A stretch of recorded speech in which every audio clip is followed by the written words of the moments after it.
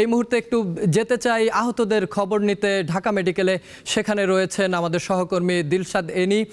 আপনি যদি একটু জানান, ঢাকা মেডিকেলে তো এমনি চিকিৎসাধীন অনেক রোগীরা থাকেন, তার মধ্যে ভূমিকম্পের সময় পেরিয়ে গেছে কয়েক ঘন্টা। এই দুপুরের মধ্যে কত রোগী এসেছে বা কি ধরনের তথ্য রয়েছে আপনার কাছে, বা সেখানে সবাইকে সেবাও দেয়া হচ্ছে কিনা?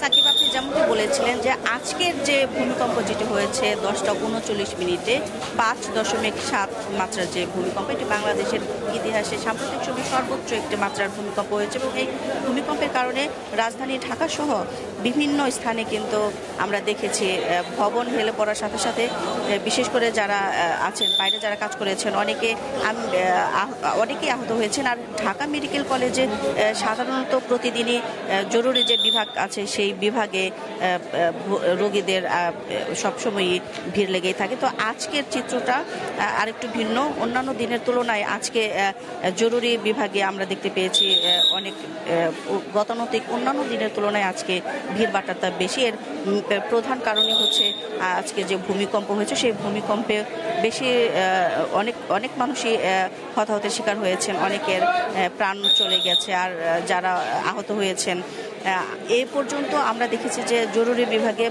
12 জনের বেশি রোগী এসেছেন, কিন্তু আসলে এটা হিসাব করে এখন পর্যন্ত হিসাবের ভেতরে আটকে রাখা যাবে না। কারণ আমরা দেখতে পেয়েছি প্রতিনিয়ত কিছুক্ষণ পরপরই কখনো কখনো দেখছি একসাথে 2-3 জন করে ঢুকছেন, আবার কখনো দেখছি 2-3 মিনিট পর একজন করে আসছেন। আসলে এই মুহূর্তে আসলে নির্দিষ্ট করে সংখ্যা বলা যাবে না। সংখ্যার হিসাবে এখন পর্যন্ত আমরা জানি 12 জনের উপরে। আর আমরা যেটি সরেজমিনে দেখতে পাচ্ছি যে সেটা আরও বেশি হবে, কিন্তু এই মুহূর্তে সেটি হিসাব করে বলা সম্ভব না। আর রোগীর সাথে যারা এসেছেন, স্বজন যারা এসেছেন, অনেকে এসেছেন সহকর্মী নিয়ে, অনেকে এসেছেন যারা একসাথে মেসে থাকেন, তাদের যে রুমমেট আছে তিনি আহত হয়েছেন। আমি কথা বলেছি কিছুক্ষণ আগে, একজন এসেছেন রাজধানীর মগবাজারের মধুবাগ এলাকা থেকে। তার মাথায় অনেক রক্তক্ষরণ হয়েছে, তার মাথার যে ডান পাশের অংশ বেশিরভাগ অংশই আসলে উঠে গিয়েছে।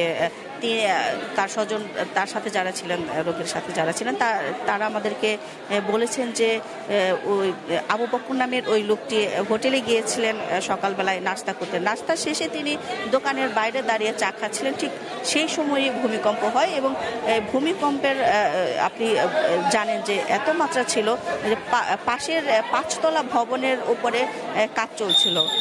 ঠিক সেই 5তলা ভবনের উপর থেকে কিছু একটা করে তারা নির্দিষ্ট করে আসলে বলতে পারেনি। তারা বলেছেন যে 5তলা ভবনের উপর থেকে কিছু একটা পড়ে তার ঘটনাস্থলে তার মাথার ডান পাশের অংশ খুলে যায় এবং তার মাথার খুলির অনেকটা গভীরে পৌঁছে গিয়েছে সেই কথা ক্ষত।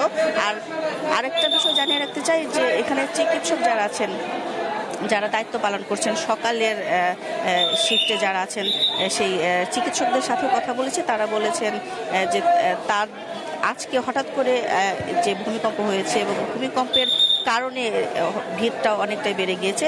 তারা চেষ্টা করছেন, সর্বোচ্চ চেষ্টা করছেন তারা চিকিৎসা দিতে। যাদের প্রয়োজন হচ্ছে ভর্তি করার, সেই সব রোগী যারা আছেন বেশি আহত, বিশেষ করে মাথায় আঘাতপ্রাপ্ত রোগী আমরা বেশি দেখতে পেয়েছি। যারা মাথায় আঘাত পেয়েছেন এবং সেই পরিমাণ যদি বেশি, সেই ধরনের রোগীকে তারা ভর্তি করে রাখছেন। আর যেসব রোগী আসছেন, কিছু রোগী আসছেন যাদের প্রাথমিক চিকিৎসা দিয়ে ছেড়ে দেওয়ার মতো, তারা সেটাই করছেন, তাদেরকে প্রাথমিক চিকিৎসা দিয়ে তারা ছেড়ে দিচ্ছেন। তবে ডাক্তাররা বলেছেন এখন এই পর্যন্ত দুপুর এখন 1টার উপরে বা এই পর্যন্ত যত রোগী এসেছেন তাদের চিকিৎসা তারা চেষ্টা করেছেন। ভূমিকম্পের পর থেকে এখন যারা এসেছেন তাদের সর্বোচ্চ তারা চিকিৎসা দিচ্ছেন এবং তারা প্রস্তুত রয়েছেন যে যেহেতু ভূমিকম্প হয়েছে, এবং শুধু রাজধানী না, ঢাকার বাইরেও যেহেতু ভূমিকম্পের ঘটনা ঘটেছে, ঢাকার বাইরে থেকেও রোগী আসতে পারে, সেই প্রস্তুতিও ডাক্তারদের রয়েছে। এবং তারা বলেছেন তারা পরিস্থিতি যেভাবে হোক, তারা পরিস্থিতি এখন পর্যন্ত সামলে নিয়েছেন এবং সামনেও ভিড় বাড়ুক বা না বাড়ুক, রোগী যারা আসবে ভূমিকম্পের শিকার এলাকার যারা ক্ষতিগ্রস্ত হয়েছেন শারীরিকভাবে তারা চিকিৎসা দিবেন এবং দিয়ে যাচ্ছেন। তবে তাদের সাথে যারা রোগীর স্বজন আছে, রোগীর স্বজনরাও বলেছেন ডাক্তাররা যারা আছেন তারা চিকিৎসা দিচ্ছেন। চিকিৎসার মধ্যে কোনো তারা গাফিলতি দেখছেন না। চিকিৎসকরা চেষ্টা করে যাচ্ছেন, আন্তরিকভাবেই চেষ্টা করে যাচ্ছেন। তো সাকিব, এই ছিল এখানকার সবশেষ তথ্য।